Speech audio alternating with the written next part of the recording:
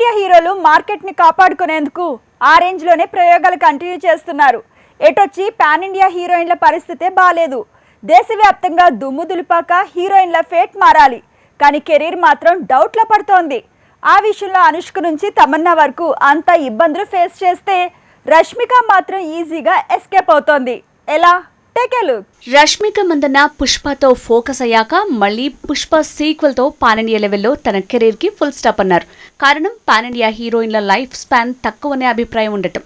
బాలీవుడ్ పరిస్థితి ఏమో కానీ సౌత్ లో మాత్రం పాన్ ఇండియా హీరోయిన్లకు సినిమా కష్టాలు తప్పేలా లేవు. బాహుబలికి ముందు అనుష్క ఎన్ని సినిమాలు చేసినా బాహుబలి 2 భాగాల తర్వాత అనుష్క కెరీర్ ఆల్మోస్ట్ ఎండ్ అయిపోయింది. అప్పుడప్పుడు మిస్ శెట్టి, మిస్టర్ పోలి శెట్టి లాంటి ప్రయోగాలు చేసిన తన సందడి మాత్రం ఒకప్పటిలా లేదు. పాన్ ఇండియా ఇమేజ్ వచ్చినా, మార్కెట్ క్రియేట్ అయినా దాన్ని కంటిన్యూ చేయటం అంత ఈజీ కాదు. హీరోలే పాన్ ఇండియా హిట్ వచ్చాక ఆ ఇమేజ్ ని కాపాడుకునేందుకు విశ్వ ప్రయత్నాలు చేస్తున్నారు. 2వ, 3వ ప్రయత్నంలో కూడా ఫెయిల్యూర్ ఫేస్ చేస్తున్నారు. అలాంటి హీరోయిన్ల పరిస్థితి ఎలా ఉంటుందో ఊహించొచ్చు. అందుకే బాహుబలి తర్వాత తమన్నా కెరీర్ రివర్స్ లో నడుస్తోంది. KGF 2 భాగాలతో ఫోకస్ అయిన లేడీ శ్రీనిధి శెట్టి. ఈ లేడీ ఆ 2 మూవీస్తో ఫోకస్ అయింది.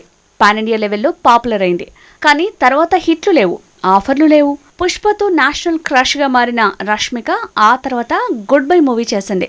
అది ఫ్లాప్ అయింది. హిందీ వెబ్ సిరీస్ చేసింది, పంచ్ పడింది. భీష్మ తప్ప తను చేసిన ప్రతి ప్రయోగం విఫలమైంది.